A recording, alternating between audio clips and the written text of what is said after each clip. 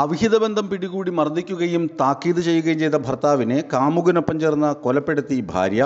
ഷാനവാസ് എന്ന 28-കാരനാണ് കഴുത്തിൽ കത്തി കുത്തിയിറക്കി പ്രതികൾ കൊലപ്പെടുത്തിയത്. കേസിൽ ഷാനവാസിൻ്റെ ഭാര്യ മൈഫാരിൻ, കാമുകൻ തസവൂർ, ഇയാളുടെ സുഹൃത്ത് ഷൊയ്ബ് എന്നിവരെയാണ് പോലീസ് അറസ്റ്റ് ചെയ്തത്.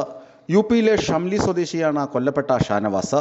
രഹസ്യ കോഡുകൾ ഉപയോഗിച്ചാണ് മൈഫാരിനും തസവൂറും കൊലപാതകം ആസൂത്രണം ചെയ്തതെന്നും പോലീസ് പറഞ്ഞു.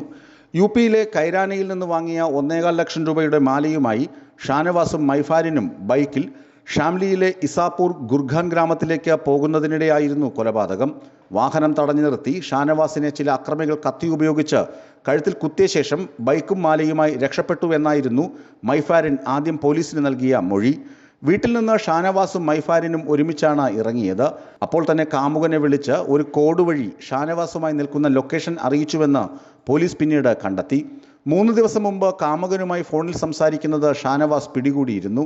വഴക്കിനെ തുടർന്ന് ഷാനവാസ് മൈഫാരിനെ മർദ്ദിച്ചുവെന്നും സംഭവത്തെക്കുറിച്ച് തസവൂറിനെ ഉടൻ തന്നെ ഫോണിലൂടെ മൈഫാരിൻ അറിയിച്ചതായും ഇവർ തന്നെ പോലീസിനോട് സമ്മതിച്ചു. ഭർത്താവിൻ്റെ മരണശേഷം മൈഫാരിൻ ആശുപത്രിയിൽ പലതവണ തലതല്ലി കരയുകയും ബോധരഹിതയായി അഭിനയിക്കുകയും ചെയ്തു. യുവതിയുടെ പെരുമാറ്റത്തിൽ അപ്പോൾ തന്നെ പോലീസിന് ചില സംശയങ്ങൾ തോന്നിയിരുന്നു.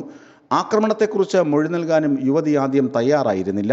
ഒടുവിൽ പോലീസ് ചോദ്യം ചെയ്തതിന് പിന്നാലെയാണ് ഇഷ്ടികച്ചൂളയിലെ ജീവനക്കാരനായ തസവൂറുമായി 6 മാസമായി പ്രണയത്തിലായിരുന്നുവെന്ന് ഇവർ വെളിപ്പെടുത്തിയത്. ഫോൺ രേഖകളും കുറ്റം തെളിയിക്കുന്നതിൽ നിർണായകമായി. ന്യൂസ് ഡെസ്ക്, വിസ്മയ ന്യൂസ്.